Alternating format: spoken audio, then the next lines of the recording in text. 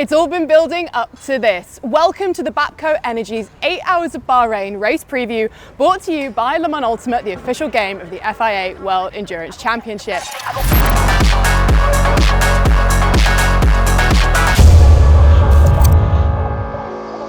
My name's Alexa Rendell. I'm joined by our resident WEC expert, Sam Smith.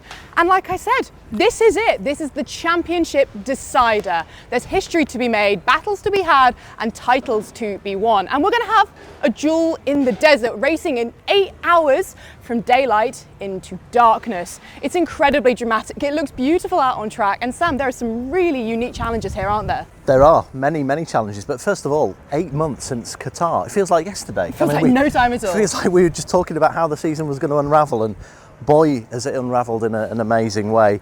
This circuit is a perfect place for the WEC to have its finale at. It's been a consistent venue since 2012, since the inception of the WEC, and it's a real test in terms of lots of hard stops, so big straights and then tight corners, so it really tests the brakes. But more than that, the abrasive surface is going to be the watchword. It's all going to be about tyres and how they strategize the tyres, how they look after them, what they learn about how they react in the free practice sessions. And I think ultimately that could become a really crucial decider in where the championships go in hypercar. Well, how about we start with that? Let's talk about the Drivers' Championship first and foremost, because ultimately it's the number 6 Porsche Penske's to lose. They've got a 35-point lead over the number 50 Ferrari, a 37-point lead over the number 7 Toyota. When there's only 39 points available in total this weekend, 38 in the race, 1 for pole position. To be honest, how hard can it be, Sam? Well, it's a very comfortable margin that they have over the number 50 crew and then the number 7 crew, as you said. Just slightly further back. They've earned it though. They've had an amazing season. Consistency wins you championships. Of the 7 races previously, they've only finished off the podium once at Kota when it was a real difficult race for them, but they still got points there. I think you look back to Interlagos when they had that damage and they fought back and they got that podium at Interlagos, and then obviously the wins in Qatar and last time out in Fuji. It's been an exceptional campaign by that number 6 crew. Having said that, funny things can happen in endurance racing, and actually it does. However, if you look at Bahrain historically, it is the least attritional race in the calendar. 91.2% of finishers on average over the races that have been here. So it's unlikely that there's going to be reliability. They've not had any real reliability issues all season, and that's why they do their testing in the off season. That's why they do the endurance test, to get that bulletproof reliability. If they have that, then it should be the percentage game. They should be able to just cruise through to finish 7th or 8th and take the championship. And whilst we are focusing on the number 6 more specifically, it's worth mentioning that this will be Andre Lotterer's, a sports car racing legend, his final race as a Porsche works driver. It is. It's a momentous day. We don't know what Andre's going to do in the future, but it has been communicated that he won't be part of the Porsche factory collective of drivers for next season. I mean, what a story. You know, he first joined actually in 2017 after Audi withdrew from sports car racing, and he's been on and off part of that family. Obviously the last 2 seasons he's spearheaded the development and the testing using all his knowledge and experience. And you know, you would say that Andre Lotterer is one of probably 2 or 3 key sort of pillars drivers wise in global endurance racing over the last 14, 15 years.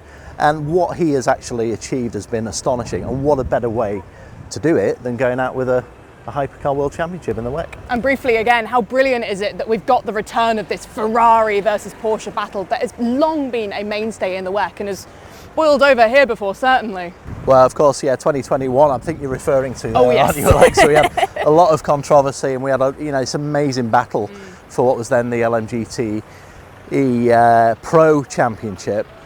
Ferrari versus Porsche, it's up there in the top rivalries of international racing, isn't it? And we're going to get that again, I think, this weekend, but with Toyota thrown into the middle of it, from the manufacturer's standpoint.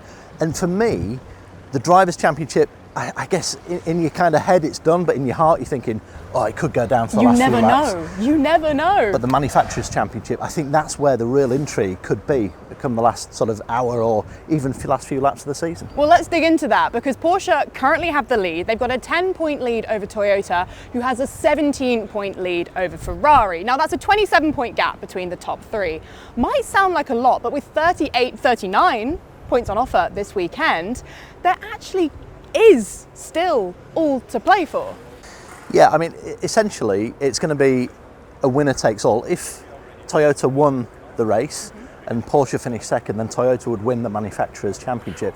Got an 11-point swing with 38 to 27 for this extra couple of hours of racing in the 8 hours format. Remember that Manufacturers, only the top classified car scores the points. So it's not combined, or there's no sort of complexity in that point of view. So if it does come down to Toyota versus Porsche, then it could be literally a winner takes all situation, which would be fantastic if it is that close. And I'm kind of expecting it to be that close this weekend. But the real sort of, driving force between them could be Ferrari. We've seen it so many times this season, that sort of mid group of manufacturers. There's been a little bit of a gap between the top group, which has been Porsche, Toyota and Ferrari.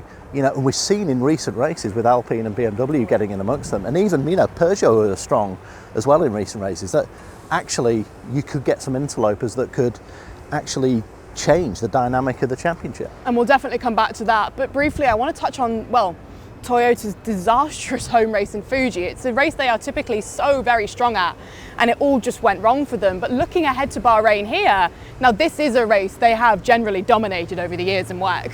Yeah, it was tough for them, wasn't it, at Fuji? I mean, there's always a lot of pressure on there. They've handled it supremely over the years. That record they've got is still fantastic on its home track, but it didn't go for them last time out. Rare mistake really from Kamui Kobayashi in battle, lost some points there. The number 8 lost some points in Kota as well. I think if you put those two things together, they may have had a sort of unassailable lead in the championship if it wasn't for those issues. But look, it happens in the white heat of racing. You often get these unforeseen circumstances where you can have a retirement. I mean, amazingly, that is only the third time that a Toyota has not finished a race in Hypercar since Hypercar began. Shows the consistency. It's extraordinary. The level of achievement that they've had. That there's only 3 times that they've not scored. So it's a rare occurrence. I expect Bahrain, as we alluded to before, that I think actually the reliability will be strong, and unless there's accidents and incident damage, then I see the vast majority of the entries finishing on Saturday evening. Well, actually, we've been seeing big improvements in reliability for everybody up and down the grid. Lamborghini, particularly one that comes to mind, making their first hyperpole appearance last time out in Fuji, really making ground. But also, it's definitely worth mentioning BMW and Alpine securing their podiums last time out. And now they are kind of leading the way in that battle for 4th place in the manufacturers, which I'm sure, given it's their first season, both of those two teams would be absolutely delighted to secure this weekend. Yeah, if we look back to Qatar and what they were achieving in Qatar, which wasn't a lot results-wise and pace-wise. And then there was disappointment of Le Mans for Alpine. BMW have had lots of little things that they've tried to get on top of, and they've both come through it, and they've both found some real pace and some real constituent parts of their packages that they can exploit. I mean, I thought actually BMW did a superb job. The number 15, Dries Van Toor, Lello Marciello and Marco Wittmann did a really great job in Fuji. And then Alpine, again, just, fighting to the death. We saw that great battle. With both cars as well. With both cars. I mean, there is something to say that if Alpine, the number 35 car, hadn't have had that penalty in Fuji, that they could have fought for victory on merit. So for them to come from where they've come from to now be getting podiums is exceptional. Mick Schumacher, special mention to Mick, because I thought he was fantastic at Fuji. We saw him with that epic battle with Norman Nato at the end, and he snatched that position and got the podium. So both Alpine and BMW, super strong. If they can maintain that here, and it'll be a tough ask because the other manufacturers have much more experience of this track than they do. I think that we could be on for both of them having another strong race, and going into the winter, with so much momentum and so much positivity that they could be genuine contenders come 2025. Well, actually, it's not just Alpine and BMW that are in the fight for fourth. They're probably leading the way, but we've also got Cadillac and Peugeot that are worth mentioning here, because they looked quick, both of them, in Fuji last time out, and I don't necessarily think the results attest to that. But coming here, someone like Cadillac feels like they could really throw a spanner in the works of what we were expecting for the Porsche, Ferrari, Toyota three-way fight for the title. Yeah, they've had a funny season, Cadillac. They've been absolutely exceptional in some races, and they've shown great pace in some of the races themselves. But actually, in qualifying, they've been a real force. I mean, we saw Alex Lynn score that magnificent pole position in Fuji, and his heroics at Le Mans as well. And then it was a really messy race in Fuji. There was incidents, there was damage. The accident that Earl Bamber had, and then got it back to the pits with lots of work for the team to do. I think it's the last race with Chip Ganassi as well, remember, so there's a lot for them to sort of aim for to finish the season in a really strong position, and I think they're capable of doing it. And don't forget, they've obviously got a third driver in Sebastian Bourdais this weekend as well, who for a couple of minutes at least thought that he got pole at Le Mans and does such a good job, has massive amount of knowledge and soaks up a great deal of technical understanding of the project and the car. So I expect them to be strong again here, as they were last year. Didn't go well for them at turn one, but actually, if you look at qualifying and you look at their recovery drive, that car is super impressive. Well, how about we also then talk about Jota and the other Hypercar World Cup teams, because as you mentioned, it's Chip Ganassi's last weekend working with Cadillac. Jota will be taking that over next year. I think the number 38 and the number 12 car will be looking to finish that relationship with Porsche on a high. Then you've also got to look at the number 99 Proton Competition Hypercar. They've not won yet in the Hypercar World Cup, the only team not to have done so in that sort of subcategory. With Julian Andlauer heading to Porsche next season, I feel like it's almost a moment for him to sort of show what he can do, as well, frankly, for all of those drivers. Yeah, the championship is done, as you say, in the Hypercar World Cup, but the rest is up for grabs. The P2 is anybody's, really, and it's super close between those independents who regularly get into the top, the top positions themselves as well, and on occasions, as we've seen at Cota with AF Corse Ferrari and Jota at Spa, they win the race. I think there's some really good storylines in here, particularly Jota's last race with the gold, the Hertz Jota Porsche 963. I think Proton will want to finish off with a strong performance, and like you say, Julian Andlauer, from a professional career point of view, is on a high because he's now been promoted to the Porsche factory seat for next season. And then, of course, you've got the 83, which has kind of had a real sort of a really bittersweet season, in the sense that that amazing win in Cota, great pace, front-running pace at Le Mans, but mistakes and incidents that have kind of taken away a little bit in terms of what they're able to achieve in results. So, knowing the sort of the blazing ambition of Robert Kubica, he's going to be wanting to make sure that he finishes this season with a strong result. So yeah, I think there's going to be a ton of action in that little subcategory of hypercar as well. To be honest, talking about all of this has just made me realise how much potential there is for an upset this weekend. So many teams and drivers are now capable of taking podiums, wins, pole positions. It's the way that the championship's now developed, that we're talking about it as if, I don't know, if the Toyota doesn't take pole position and the number 6 Porsche Penske does, that rules them out of winning the Drivers' Championship, which is just mental how successful the 6 has been. Now, with all of that in mind, I'm going to ask you to predict some things, Sam. Oh dear, oh dear. Oh dear. How about we start off with the Drivers' Championship, then the manufacturers, and then chuck in a race winner for us, why don't you? Okay, so I think the Drivers' Championship, I'm taking the easy way out. I think the number 6 are going to do it. I'm not sure how they're going to do it. I mean, from their point of view, they're going to hope that it's an extremely, steady, settled Gentle, run to 5th, 6th or whatever. We know that racing isn't like that, but I still think they'll get it done. And I think the great story about that will be just the way, as we talked before, their consistency, and also Andre Lotterer potentially sealing his unbelievable career with a World Championship. I think the manufacturers is much more intricate, and I think that Toyota could have the pace and experience here to actually be the one that everyone's trying to beat. If that happens and they win, then they've won the manufacturers. So we could end up with a split where there's a Porsche, Toyota getting one title each. So yeah, was there another prediction? I'd love to give you a race winner. Race winner. So with that in mind, I think the race winner will be Toyota. Happy days. And I think Kamui Kobayashi, knowing him a little bit over the years, he's going to be hurting a bit from Fuji and wanted to make up for it. So I could see number 7 winning the race and sealing the manufacturer's title for Toyota, but unfortunately just not having enough with the number 6, and number 6 coming in 5th, 4th, 5th, 6th and taking that driver's crown. One thing we haven't mentioned yet, of course, are LMGT3 cars, because of course the championship was decided last time out in Fuji. It went to the number 92 Manthey Pure Racing. Sam, what a season they've had. What a race that was for them as well. Yeah, they've done a magnificent job all season. A bit like the number 6 crew in Hypercar, amazing consistency. You know, even when their backs were to the wall in Spa after that big shunt from Alexander Malikin, who by the way has been magnificent this season, you know, they fought back and they came through and they got a second place in that race, which was incredible. They've had tough competition, particularly from the 91 EMA car, just in the next bay next to them in the pit. And they've had on occasion BMW, they've had McLaren challenges occasionally, they had Ferrari obviously at Fuji.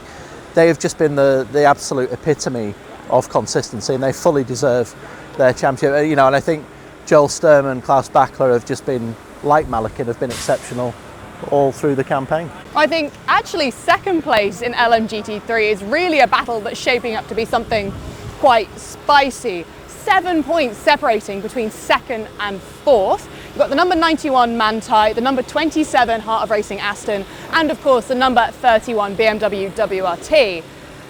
To be honest, Sam, they've all got one win apiece apart from the 91 with 2 wins. It's going to be pretty hard to separate them this weekend when they've all had success throughout the season.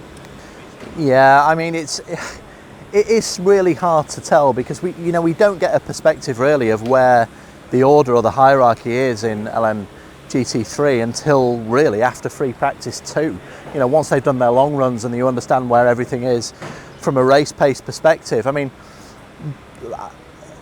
I think Porsche will be strong here, but obviously they've got the title done. So, you know, do they go out with a mentality of, well, you know, it's done now, so let's go and enjoy ourselves? And when teams and drivers often do that, they usually free themselves up and they can dominate. I'm not saying that's going to happen because it rarely does in LMGT3. But the interesting thing for me is the Heart of Racing guys. You know, the kind of half of their mind is undoubtedly on bringing the Valkyrie next season and getting it into a state of readiness for Qatar, which isn't too far away now. But again, you know, maybe that sort of just frees them up and they come to the weekend and they think, right, you know, let's get a second victory of the season and go out there and do it. And they seem to have, with Ian James, Alex Riberas and Daniel Mancinelli, a really good constructive dynamic within that team that has really good strong traits that can win races. So I think they'll be ones to look out for this weekend and maybe get that second position in the championship. Who knows? Yeah, it's seriously a good fight on our hands we've got there. Actually, looking down the rest of the order, it's still pretty close between most of these other teams vying for those final positions in the championship. Looking at the likes of the number 46 with WRT, or either of the Lamborghini cars with the Iron Lynx and Iron Dames, there's several teams here who've been almost and so near to taking a victory this season, but it hasn't quite worked out for them. Is there anyone that you think will be really looking to kind of make up for lost time this season and get that win or a podium that perhaps they haven't been able to achieve yet? Yeah, I think when the Iron Dames trio walk through the gates of the circuit, they'll be instantly transported back 12 months to that amazing win that they achieved last season. Obviously a different package this season, and it's been a tough one. You know, they've had a lot of challenges with what they've got this season. But the feeling is that when things come right and that they have reliability and they're able to get into the sort of, you know, a real strategic race, that they can actually pull it off. Could they do back-to-back wins in Bahrain? Absolutely. I think they definitely could. So the other one that I think is due a big result is TF Sport. Very good point, yeah. They've, again, a challenging season. Results-wise, it's been very thin on the ground. But actually, if you dig down, the performance is there. You know, it's just trying to harness that in some kind of consistency through the race weekend, and you just feel that they must get a result. So I've got a feeling TF Sport can at least get a podium this weekend. Well, Sam, with all of that in mind, how about we do a prediction for LMGT3? Because the championship's decided here, but there's still a race to be won. Who do you expect to see on the top step of the podium come the end of this weekend? Well, I think it's going to be extremely close, and I think it could be one of the best races of the season for that kind of freeing up kind of thing I mentioned, that actually there's no pressure, there's no points collation for most of the field. There is that battle for second, third and fourth, which will be the main talking point. I think the heart of racing guys will be good. I think that the Aston Martin has got a really good record around the Bahrain International circuit. So I'm going to go for them winning their second race of the season after what they achieved in Kota. And finally, let's talk about Sunday, because I said the end of the weekend, and I realise here we race on Saturday, but Sunday is something special in and of itself. It's rookie test time, and there are plenty of interesting stories coming out of this year's test, Sam. Can you talk us through a few, maybe? Yeah, I mean, it's the rookie test, for those who don't know, is the day after the end of the season. The teams run a rookie that they may just want to evaluate and appraise, or it's something that they're building for the coming season, for 2025. We got some really interesting names. Teo Peugeot is going to be testing on Sunday. We've got Victor Martins, who people will know from Formula 2. I think the headline grabbing test is going to be Valentino Rossi, who's going to be driving one of the BMW hypercars as well. And then in LMGT3, we're going to see the Michel Gatting driving one of the Manthey Porsches as well. So there's a whole load of really intriguing storylines that may or may not point towards who could be in the paddock in 2025 and where they might be amongst all these fantastic teams. Yeah, there's some really, really exciting stuff for us to look forward to this entire weekend, and I, for one, can't believe we're here. We're at the season finale, and thank you so much for joining us, Sam. Pleasure. Thank you to everybody who works on the WEC throughout the year. We don't get to say it enough. Thank you for all the effort and time you put in. And of course, thank you for watching. It's been an almighty season so far already, and there's plenty more to come this weekend as we race from daylight into darkness. The 8 hours of Bahrain is one that you do not want to miss. Make sure you're following along with all of the action on the WEC social media and of course across FIAWEC.tv. We will see you on Sunday to debrief with our brand new world champions.